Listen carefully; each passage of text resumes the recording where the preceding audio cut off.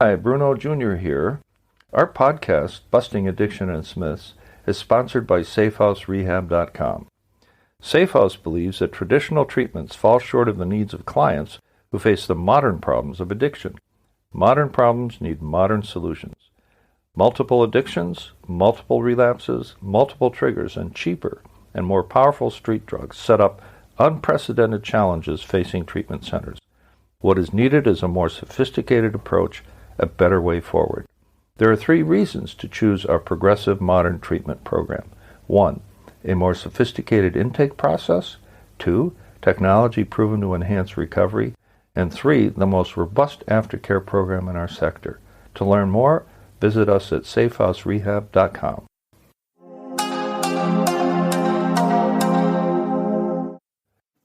Hi, Bruno J. here. I'm host of the podcast entitled Busting Addiction and its Myths. The purpose of the entire series of episodes of my podcast is to educate those who love an addict or alcoholic, what to watch for, and how to deal with what you encounter. I want to help you make an informed decision of what you should and shouldn't do, and to get some peace of mind for yourself by embracing compassion and understanding of your loved one. You might call this episode the second session in my drug class. The first session was dedicated to crack cocaine and the danger it represents to ordinary families who think they're safe when really they're not. This session is dedicated to fentanyl, a synthetic opiate that is up to 100 times more powerful than heroin. It has found its way onto the streets and is now blended into ordinary heroin, cocaine, and marijuana, among other drugs. I call it the tip of the spear, and here's why. Fentanyl is in a class of drugs that represent a sea change in illegal drugs. They are all synthesized in labs, mostly in China, about 90%, and they're highly concentrated. This makes them pack a more powerful punch for the money and allows them to be distributed by the U.S. Post Office. One only needs to go to the dark web and order fentanyl and many other synthetics, which I'll address here, pay for it with cryptocurrency, which is the preferred way, and it will arrive at your doorstep or at another location that's safer for receiving it. Synthetic drugs, again, made in Chinese labs, will ultimately replace most of the currently naturally derived opiates and other classes of drugs such as stimulants like cocaine and psychoactives like marijuana. It's a wave that is relentless and growing exponentially. Synthetics also play a big role in the marketing of fake pharmaceuticals such as fake codeine, OxyContin, oxycodone, Valium, Xanax, and others. The makers create pills with the same shape, color, and imprint as the original thing and sell them for a huge discount, disguised as the real thing. At the very least, fentanyl, the best-known synthetic, has become ubiquitous because of its appeal as a booster blended into other drugs. On its own, it is known as China White, China Girl, Cash, and Poison, among other names. The references to China reveal knowledge of its origin, obviously. So let's take a look at its role in cocaine use and overdosing. Because they are both white powders, cocaine and fentanyl can be easily mixed. The presence of fentanyl is generally not recognized by coke snorters, and it therefore represents a major unknown danger to cocaine users. It turns out that 40% of the cocaine-related overdose deaths in 2019 involved cocaine blended with fentanyl. The reason dealers like fentanyl is that it only takes a small amount to boost the effect of cocaine, and addicts then will go back to that dealer, whose wholesaler might even label the brand to make it stand out from other dealers' products. It'll boost the effects of cocaine, the effects of heroin, and the effects of marijuana. So here you have free enterprise and marketing on the streets, as it were. There is a perverse effect that news of an overdose has on addicts. When an addict ODs and even dies from a known drug or from a drug from a particular dealer, the addicts say, "Wow, that must be some powerful stuff. I want some of that." I've read and heard about this phenomenon from cops on the street who know their stuff. Can you imagine being that deep into your addiction, that much ruled by the craving for more of that high, and by the promise of even a better one, that you're willing to risk your very life for that drug? The fact is that every time an addict smokes or snorts or injects a drug, he or she has no real idea what it is that they're actually taking into their bodies. And please do not think that your Johnny boy is immune. Every time he buys from his dealer, even the weed he's buying could be laced with fentanyl. Let's discuss how concentrated fentanyl really is. The ibuprofen or sodium naproxen Aleve tablet you hold in the palm of your hand is about 200 milligrams, although some of the bulk is actually filler. So you can imagine the size of that little pill. Now, a lethal dose of fentanyl is only 2 milligrams, or just 1% of the amount of that tablet in your hand. Lethal dose. It is so easy for a dealer who prepares his batch to make a mistake that can kill an addict. Since it is a form of opioid, its effects can luckily be counteracted with a dose of Naxalone, also known as Narcan, which is used to revive addicts who have overdosed on heroin on the street.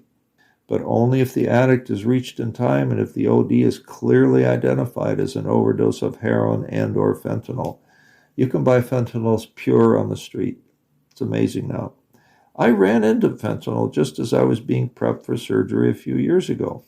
Ever curious, I asked the nurse what the drugs were using that they were injecting to have me go under.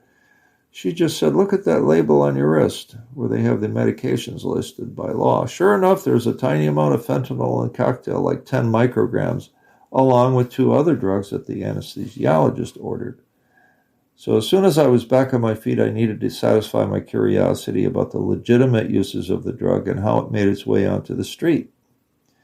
Fentanyl was first developed in 1959 as an intravenous anesthetic. It was then developed as fentanyl patches placed on the skin to help cancer patients in extreme pain. Patches are still in use legitimately today. They go under the name of Duragesic, Fentanyl, and Ionsis, among others. After its remarkable power to kill pain was discovered, the illicit use of patches came into play. The gel contents are removed and either ingested or injected to create a high better than anything the users have ever experienced. There is fear to this day of children accidentally putting new or used patches into their mouths. There's even a fentanyl patch safety campaign advising parents on the safe use of their patches.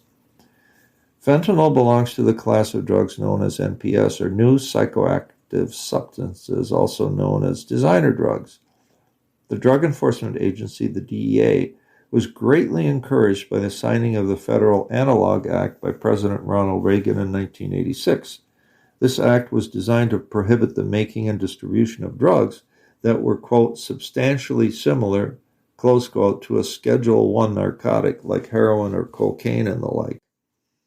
Up to that point, the drug designers in China would simply tweak a prohibited drug to get around the law prohibiting a specific substance.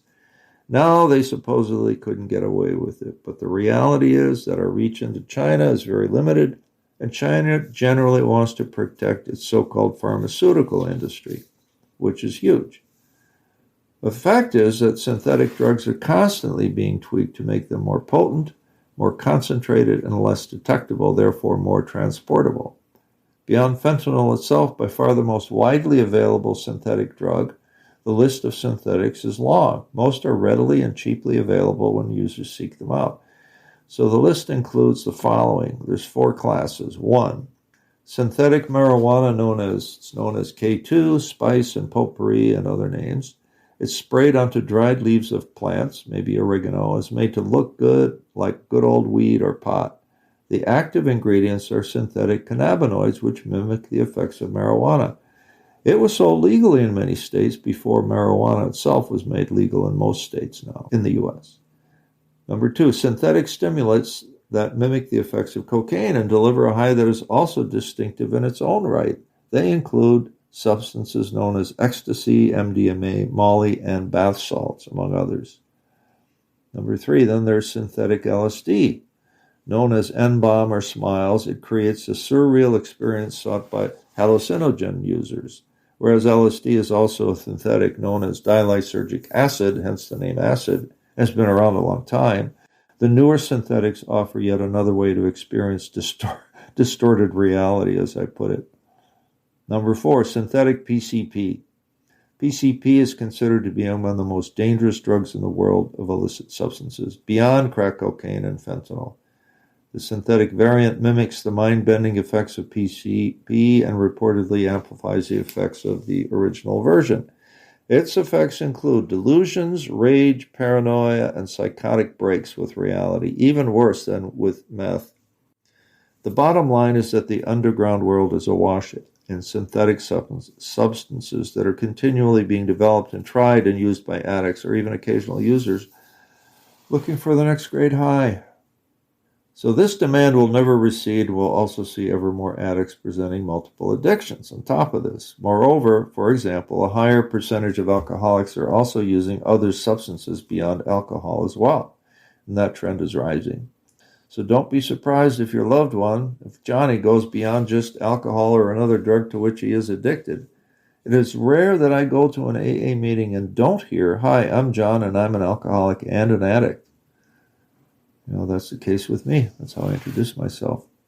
So even if alcohol is a drug of choice, there are many options more than ever that are cheap and easily acquired to enhance the buzz. If all this scares you, it should. Perhaps it will motivate some who care for their addicted loved one to intervene sooner rather than later. Perhaps my message will have you want to learn more about illicit drugs and how to get help for your loved one and for yourself. Just go to NIDA.com, which is the go-to source for drug abuse. The Mayo Clinic is also helpful. They're to be found at mayoclinic.com. And then there is AA.org and NA.org for those seeking help. What we have learned about fentanyl in our discussion today is that, one, fentanyl has found its way into virtually every class of drug, especially into opiates like heroin. It is cheap, highly concentrated, and easily distributed due to its potency versus its weight. It boosts the effects of many drugs, including marijuana and cocaine. 3, it is the tip of the spear of a new class of synthetic drugs, primarily from China, known as new psychoactive substances, or NPS, which experts believe will ultimately replace traditional drugs like marijuana and cocaine, and they're on their way. 4, fentanyl is just one of many synthetics that threaten the health of the community due to its ubiquity, variety, and low cost. Variety of uses. 5, it is our hope that awareness of the threat of fentanyl and its synthetic cousins will spur action sooner rather than later by those who care for an addicted loved one, for help is available.